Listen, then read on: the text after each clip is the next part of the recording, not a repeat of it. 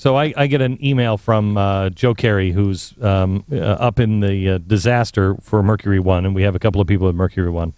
And these trucks came to Coney Island. Coney Island, we found a church in Coney Island that is in the worst part of this. I mean, you've seen the pictures of Coney Island. I mean, it's decimated. And we found this church, and Mercury-One yesterday met with the religious leaders on Coney Island last night. And they were supposed to take place at 5 o'clock, but because of, what is going on, it took them at least till 7 o'clock. And as they pull up into this one neighborhood, there's at least a dozen police cars with flashing lights. The police officers are stationed at almost every corner, and they've got lights up and generators and everything else. And when he goes into the church, it's dark. They don't have any power. They went inside. A group of religious leaders are sitting there around a table with a bunch of candles lit. And the religious leaders started talking about things that are not on television. And they started saying, this is collapsing into chaos. This is there's a local supermarket that has been looted right down the street, and nobody could stop them. They said the pharmacy was almost immediately overrun by thugs, and they took all of the medicine out of the pharmacy. And when I say medicine, I mean drugs.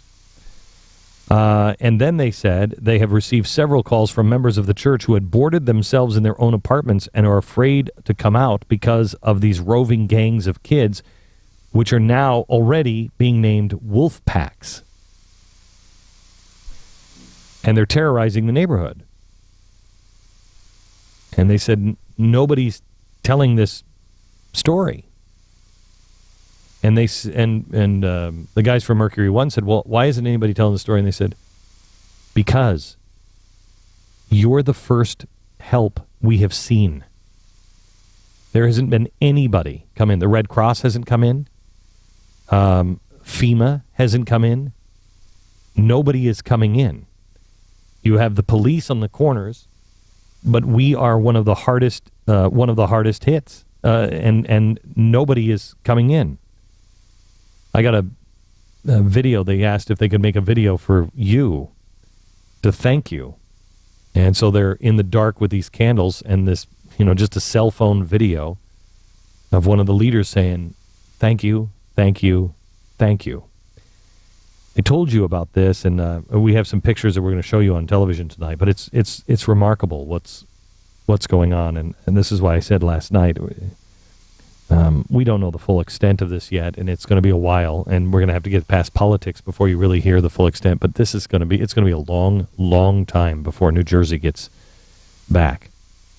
And when you start to hear the truth on what's really happening on the ground, I mean, there are parts of it that are just as bad as Katrina was, as far as looting and it's just bad. It's just really bad. But for some reason, I think the press doesn't want to show this in a bad light for Barack Obama.